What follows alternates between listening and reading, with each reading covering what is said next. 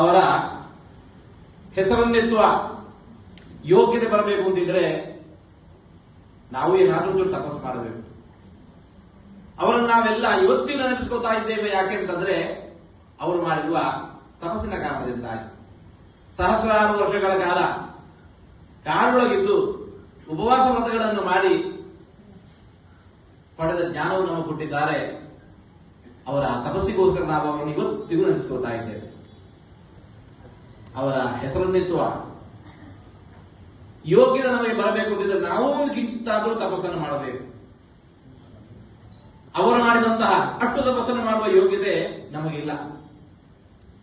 ಕೊನೆ ಪಕ್ಷ ಅವರು ಹಾಕಿಕೊಟ್ಟಿರುವ ಜೀವನ ಪದ್ಧತಿ ಏನಿದೆ ಅಲ್ಲ, ಒಂದಿಷ್ಟು ಆಚಾರ ವಿಚಾರಗಳು, ಗಾಯತ್ರಿ ಮಂತ್ರದ ಅನುಷ್ಠಾನ, ದೇವತಾ ಪೂಜೆ, ಪರಿಶುದ್ಧವಾದ ಆಹಾರ ಸ್ವೀಕಾರ,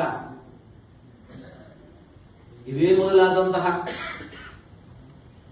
ಜೀವನದಲ್ಲಿ ಅವಶ್ಯವಾಗಿ ಬೇಕಾಗಿರತಕ್ಕಂತಹ ನೀತಿ ನಿಯಮಗಳನ್ನು ನಾವು ಆಚಾರ ವಿಚಾರಗಳನ್ನು ಬದುಕಿನ ರೂಢಿಸಿಕೊಂಡೆವು ಅಂತಂದ್ರೆ ಇವತ್ತಿಗೆ ಅದೇ ಒಂದು ದೊಡ್ಡ ತಪಸ್ಸು ನಮ್ಮ ಪಾಲಿಗೆ.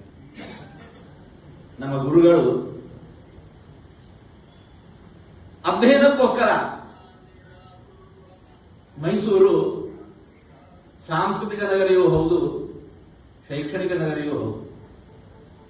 ದೂರ ದೂರದ ಊರುಗಳಿಂದ, ಹಳ್ಳಿಗಳಿಂದ ಪ್ರೌಢ ಶಿಕ್ಷಣಕ್ಕೆ ಎಂದು ಬಂದಿರತಕ್ಕಂತಹ ವಿದ್ಯಾರ್ಥಿಗಳಿಗೆ ವಸತಿಗೆ ಅನುಕೂಲವಾಗಲಿ, ಅವರ ಧಾರ್ಮಿಕ ಸಾಮಾಜಿಕ ಬದುಕು ಸುಂದರವಾಗಲಿ ಅನ್ನೋ ನೆಲೆಯಲ್ಲಿ ಆಗಿನ ಕಾಲದ ಮೈಸೂರಿನ ಎಲ್ಲ ಹಿರಿಯರನ್ನು ಒಗ್ಗೂಡಿಸಿಕೊಂಡು ಈ ವಿದ್ಯಾರ್ಥಿ ನಿಲಯವನ್ನು ಸ್ಥಾಪನೆ ಮಾಡಿದರು.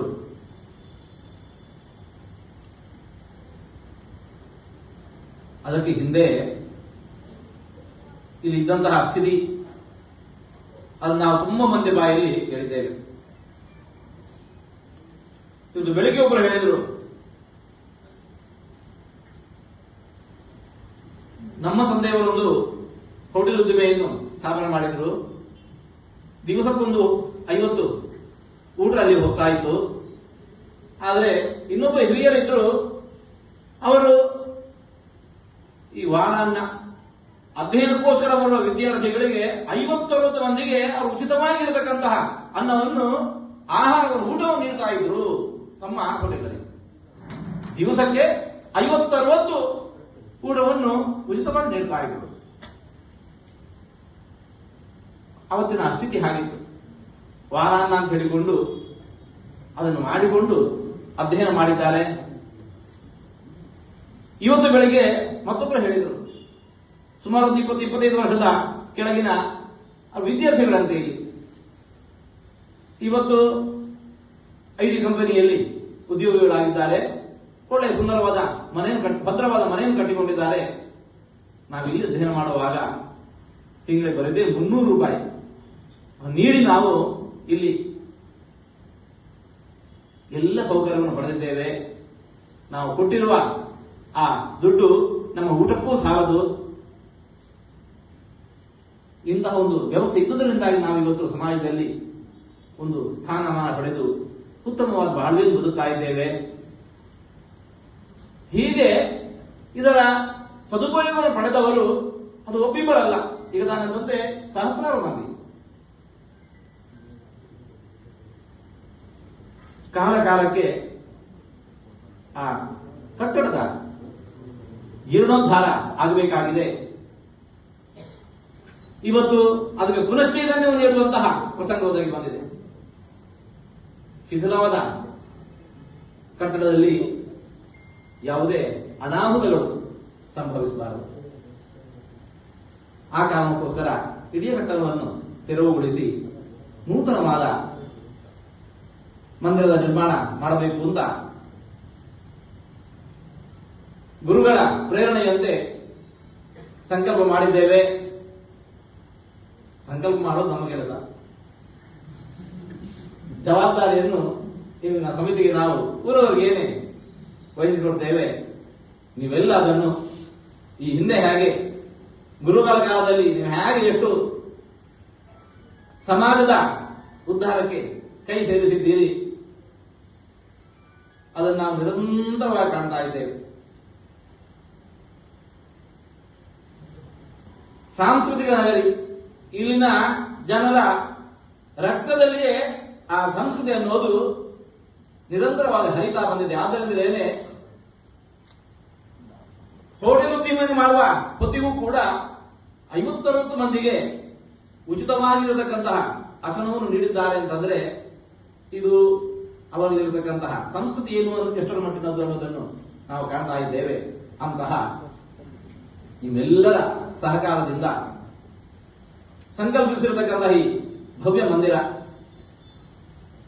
ಈ ಬಾರಿ ನಮಗೆ ಇನ್ನೊಂದು ಅನುಕೂಲ ಅಂತಂದ್ರೆ ಈ ಸಂಸ್ಥೆಯಲ್ಲಿ ಓದಿ ಹೋಗಿರತಕ್ಕಂತಹ ಆ ಹಳೆ ವಿದ್ಯಾರ್ಥಿಗಳು ಒಂದಿಷ್ಟು ಮಂದಿ ಇದ್ದಾರೆ, ಅವರು ಇದಕ್ಕೆ ಕೈ ಜೋಡಿಸ್ತಾ ಇದ್ದಾರೆ. ಹೀಗೆ ಎಲ್ಲರ ಸಹಕಾರದಿಂದ ಆ ಸಂಸ್ಥೆ ಅದು ಮತ್ತೆ ಪುನಃ ಸುಂದರವಾಗಿ ತಲೆ ಎತ್ತುವಂತಾಗಲಿ. ಗುರುಗಳ ಜನ್ಮಶತಾಬ್ದಿ ಉತ್ಸವ ಇನ್ನೇನು 5 ವರ್ಷಗಳಲ್ಲಿ ಬರ್ತಾ ಇದೆ. ಗುರುಗಳ ಜನ್ಮಶತಾಬ್ದಿ ಉತ್ಸವ ನಾವು ಮಾಡೋರು ಮಾಡೇ ಮಾಡ್ತೇವೆ. ಅವರ ಫೋಟೋ ಇಟ್ಕೊಂಡು ಮೆರವಣಿಗೆ ಮಾಡಿದೆವು, ಬಹುಪರಾಗಿ ಹೇಳಿದೆವು ಅಂತಂದ್ರೆ ಗುರುಗಳಿಗೆ ಸಂತೋಷ ತರುವ ಕೆಲಸ ಅಲ್ಲೇ ಅಲ್ಲ. ಅವರ ಸಾಮಾಜಿಕ ಕಳಗಳಿಗೆ ಅನುಗುಣವಾಗಿ ನಾವು ಅವರು ಕಟ್ಟಿರುವ ಸಂಸ್ಥೆಯನ್ನು ಮತ್ತೆ ಪುನಃ ಸುದೃಢಗೊಳಿಸಿದೆವು ಅಂತಂದ್ರೆ ಆವಾಗ ಗುರುಗಳ ಜನ್ಮಶತಾಬ್ದಿ ಉತ್ಸವಕ್ಕೊಂದು ಬೆಲೆ ಇದೆ, ಅದಕ್ಕೊಂದು ಮಹತ್ವ ಇದೆ. ಗುರುಗಳು ಅದರಿಂದ ಸಂತೃಪ್ತರಾಗ್ತಾರೆ. ಆ ನಿಟ್ಟಿನಲ್ಲಿ ಇಂತಹ ಒಂದು ದೊಡ್ಡ ಕಾರ್ಯವನ್ನು ನಾವೆಲ್ಲ ಸಂಕಲ್ಪಿಸಿದ್ದೇವೆ. ಗುರುಗಳು ಎಲ್ಲರೊಳಗೆ ಅಂತಹ ಶಕ್ತಿ ಸಾಮರ್ಥ್ಯವನ್ನು ತುಂಬಿ ಈ ಕಾರ್ಯ ಬಹು ಬೇಗನೆ ಈಗ ತಾನೇ ಅಂದಂತೆ ಈ ಊರಲ್ಲಿ ಮಾಡ್ತಾ ಇದ್ದೇವೆ, ಯಾವುದೋ ಒಂದು ಊರಲ್ಲಿ ಮಾಡ್ತಾ ಇದ್ದೇವೆ, ನೀವು ಕೊಡಿ ಅಂತಂದ್ರೆ ಕೇಳೋದು ಸ್ವಲ್ಪ ಕಷ್ಟ. ಭಗವಂತ ನಿಮ್ಮೆಲ್ಲರಿಗೂ ಕೂಡ ಅಂತಹ ಶಕ್ತಿ ಸಾಮರ್ಥ್ಯವನ್ನು ತುಂಬಿ ಆ ಕಾರ್ಯ ಬಹುಬೇಗನೆ ಇಲ್ಲಿ ನೆರವೇರುವಂತೆ ಅನುಗ್ರಹಿಸಲಿ ಅಂತ ನಾವು ಹರಿಗುರುಗಳಲ್ಲಿ ಪ್ರಾರ್ಥಿಸುತ್ತಾ ಇದ್ದೇವೆ.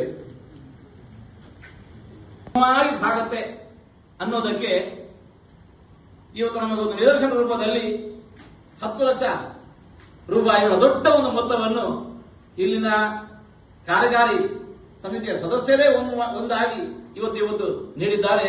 ಇದನ್ನು ನಾವು ಅದರ ಮೂಲ ನಿಧಿಯನ್ನಾಗಿ ಸಂತೋಷದಿಂದ ಸ್ವೀಕರಿಸ್ತಾ ಇದ್ದೇವೆ. ಇದು ಮತ್ತೆ ಇವತ್ತು ಉದ್ಘಾಟನೆಗೊಳ್ತಾ ಇರತಕ್ಕಂತಹ ಈ ನೂತನ ಸಭಾಗೃಹ ಅದರ ಲಕ್ಷಣ ಅಂತ ನಾವು ಭಾವಿಸ್ತಾ ಇದ್ದೇವೆ. ಈ ಮಂದಿರದ ಉದ್ಘಾಟನೆ, ಸಭಾಭವನದ ಉದ್ಘಾಟನೆ ನಡೆದ ಹೊತ್ತಿಗೇನೆ ಶ್ರೀಮದ್ ಆಚಾರ್ಯರಿಗೆ ಒಂದು ಹೆಸರು ದಶಪ್ರಮತಿ ಅಂತ ಹೇಳಿಕೊಂಡು, ಅವರಿಗೆ ಹೆಸರು ದಶಪ್ರಮತಿ. ದಶಪ್ರಮತಿ ಶಬ್ದಕ್ಕೆ ಅರ್ಥ ಏನು ಕೇಳಿದ್ರೆ ಪೂರ್ಣ ಪ್ರಮತಿ ಅಂತ, ಪೂರ್ಣಬೋಧರವರು. ದಶ ಶಬ್ದಕ್ಕೆ ದಶೆಯಲ್ಲಿ ಪೂರ್ಣ ಮುದ್ದಿಷ್ಟಂ ಅಂತ ಹೇಳಿಕೊಂಡು ಶಾಸ್ತ್ರದ ಮಾತು. ಅದರ ಹಿನ್ನೆಲೆಯಲ್ಲಿ ಈ ಸುಮಧ್ವ ಸಭಾಭವನದ ಉದ್ಘಾಟನೆಯ ವೇಳೆಗೇನೆ 10 ಲಕ್ಷ ರೂಪಾಯಿಗಳ ಮೊತ್ತ ಇವತ್ತು ನಾವು ಅದನ್ನು ಸ್ವೀಕರಿಸ್ತಾ ಇದ್ದೇವೆ ಅಂತಂದ್ರೆ ಅದು ಪೂರ್ಣವಾಗಿ ಕೂಡ ಇದಕ್ಕೆ ಬೇಕಾಗಿರತಕ್ಕಂತಹ ಏನು ಅನುಕೂಲ ಏನಿದೆ ಅವೆಲ್ಲವೂ ಹರಿದು ಬರ್ತಾವೆ ಎಂಬುದಕ್ಕೆ ಒಂದು ಸಂಕೇತವಾಗಿದೆ. ಈ ಸಮಯ, ಈ ಸಭಾಭವನದ ಸದುಪಯೋಗ ಅದು ಕೂಡ ನಾಡಿನ ಎಲ್ಲರಿಗೂ ಆಗಲಿ. ಏನು ಶುಭ ಶೋಭನ ಕರ್ಮಗಳು ಇಲ್ಲಿ ನಡೀತಾವೆ,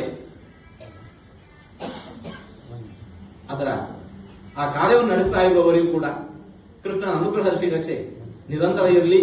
ಕೈ ಜೋಡಿಸುವ ಎಲ್ಲರಿಗೂ ಭಗವದ್ ಅನುಗ್ರಹವನ್ನು ಮತ್ತೊಮ್ಮೆ ಪ್ರಾರ್ಥಿಸ್ತಾ ಇದ್ದೇವೆ. ನಮ್ಮಲ್ಲಿ ದೊಡ್ಡ ಒಂದು ತಂಡ ಅದು ನಿರಂತರವಾಗಿ ಕಾರ್ಯದಲ್ಲಿ ತನ್ನನ್ನು ತಾನು ತೊಡಗಿಸಿಕೊಂಡಿದೆ. ಗುರುಗಳ ಪ್ರವೃತ್ತಿ ಹಾಗೆ, ಯಾರನ್ನು ಕೂಡ ಅವರು ಸುಮ್ಮನೆ ಕೊಡ್ಲಿಕ್ಕೆ ಬಿಡೋರಲ್ಲ. ಒಂದಲ್ಲ ಒಂದು ಯೋಜನೆಗಳನ್ನು ಅವರ ಮೇಲೆ ಕೊಟ್ಟು ಅವರ ಕೈಯಿಂದ ಈ ಎಲ್ಲ ಕಾರ್ಯಗಳನ್ನು ಮಾಡ್ತಾ ಇದ್ದಾರೆ. ಗುರುಗಳು ಕೊಟ್ಟಿರುವಂತಹ ಏನು ಜವಾಬ್ದಾರಿ ಇದೆ ಅದನ್ನು ಸಂತೋಷವನ್ನು ಸ್ವೀಕರಿಸಿ ಆ ಕಾರ್ಯ ನಿರಂತರವಾಗಿ ಮಾಡಿಕೊಂಡು ಬಂದದ್ದಿದೆ.